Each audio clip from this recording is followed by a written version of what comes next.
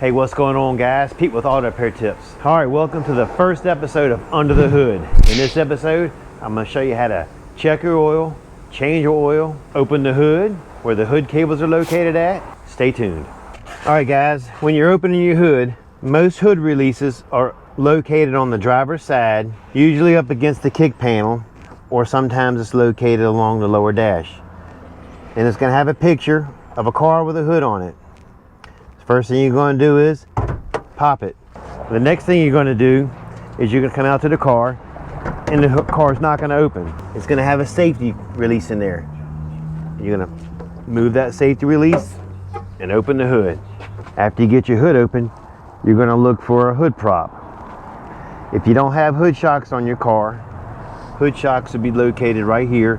When you let go of your hood, it's going to fall. This car does not have hood shocks. You're going to look for a hood prop. The hood prop is usually located on the left or right side or in front of the radiator support. The next thing you're going to do is you're going to locate your dipstick. This is the one for the transmission. This is the one for the oil. We're using the oil one. Most of the time it'll say engine oil, or it'll have a picture of an oil bucket. Before you pull it out, you make sure your car is in the off position. The engine is not running. You're going to pull the dipstick out. You're going to clean it off with a rag. If you look right here, you can see minimum and maximum. You're going to put it back in with the engine still not running. You're going to pull it out and you're going to check it. This one falls within specs if you look at it. It's right in the middle. It's probably about a half a quart low, but it is extremely dirty. So we're going to change it. And I'll show you how to do that right now. All right, you're going to get the vehicle up in the air. And just remember, I'm sure you don't have a lift at home. You're going to probably use a jack. If you use a jack, make sure you use jack stands. Always remember, safety first. All right, so check this out. Looking under the car, this is your driver's side. That's your transmission pan. Coming across, this is your oil pan. This is your oil filter. And if you look, you can see it's leaking and dripping everywhere. So it definitely has an oil leak, but that's for another episode. All right, so if you look right here, when you pull this oil plug out, you see it's dripping right here from the oil plug? There's a seal here. You're going to want to go back with a new seal. That's something always to look at. You're going to turn this counterclockwise, remove the bolt, and the oil should drain out. Let it drain thoroughly. Make sure you use a bucket at the bottom to catch all your waste oil. When you're done with the waste oil, make sure you bring it to the autoparts store. Most autoparts stores take waste oil. Do not dispose of the oil in your trash or in your yard. And you can see the last oil change. A lot of people, or a lot of companies should I say, they put a coating on it and they'll paint it so they can see if anybody's been in there since the last oil change. When you turn that, that is definitely going to break. Not a big deal, and you don't have to go back with it. All right, once you find the right wrench, you're going to turn it counterclockwise.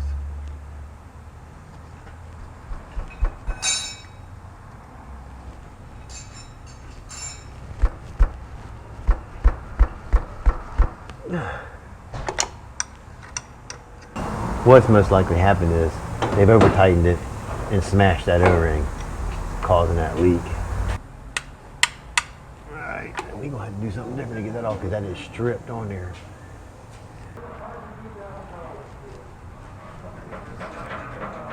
Ah, damn. Well, if it gets to this point and you're at home doing it, you might want to take it to a shop. Because I can pretty much guarantee you're not going to do this at home. All right, like I was saying, if you run into something like this, you're probably going to have to take it to a shop. What I did was, I went and got a bolt extractor kit. Ew, nasty. Once I get this wiped off, you'll be able to see. That's that O-ring I was telling you about. It's smashed flat. It was just way over tight. So now we're going to get a new bolt and it should come with the O-ring. And we'll put it on there and it'll take care of that. You know, the way this bolt distractor works is, this is what it looks like when you're done, so of course it's not going to be reusable. When you smack it on and you turn it in the counterclockwise position, it digs down in there and bites really hard so you can take it off. It's a pretty neat tool to have around, especially if you're like working on cars. That's a little bit of a side note. All right, this is what the new bolt looks like, and this is the seal I was telling you. You're gonna have to make sure that seal gets put on there, because if not, you will definitely have a leak again. So what you're gonna do is you're gonna hand tighten the bolt all the way up as far as you can. You're gonna take whatever wrench that fits that bolt, and you're just gonna snug it tight. You don't need to over torque it. That's it. Okay, if you over torque it, you're gonna have the same problem you had last time.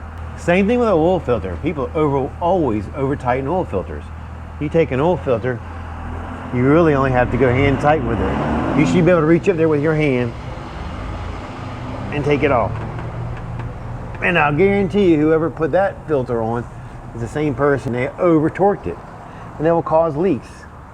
No need to over torque it. All right, this is called an oil filter wrench.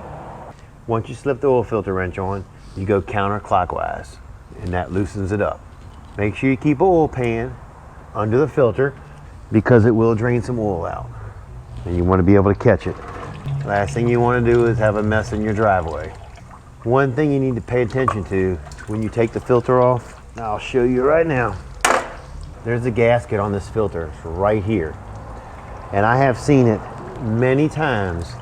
A person take an oil filter off and the gasket is stuck to the housing, and they put the new filter on and it gives you a double gasket and you can't tighten it correctly, and it spews oil everywhere when you start it. So make sure the O-ring does come off with the filter. You're going to take a rag and you're going to wipe it. Just like that. Clean it up. You're going to take the new oil filter, put a little bit of oil on your finger, and you're going to wipe it around the gasket. This helps it seat. And then when you go to replace it next time, O-ring will come off with it. If you're doing this at home, you need to go ahead and buy gloves. Use some latex gloves when you're doing it. You don't want to get the chemicals on your hand. I've been doing it so long now, I can pretty much dip my hand in a bucket of acid and nothing will happen. My skin is like leather. And see, all I did was hand tighten it. That's it. You don't need to go any tighter than that.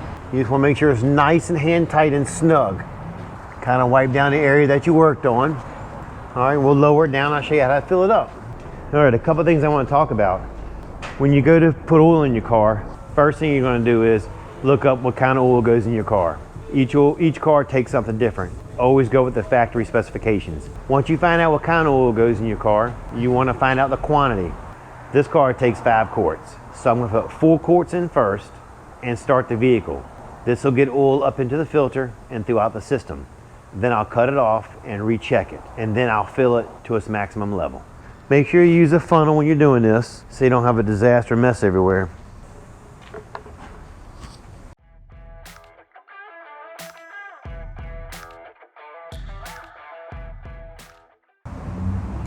When you start the car up, just let it run for a second. It doesn't need to run no longer than that.